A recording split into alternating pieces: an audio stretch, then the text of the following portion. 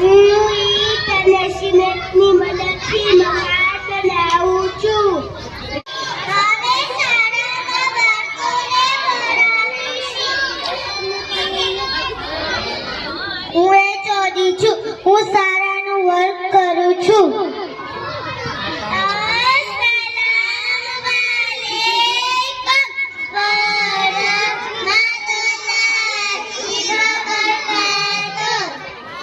वालेकुम अस्सलाम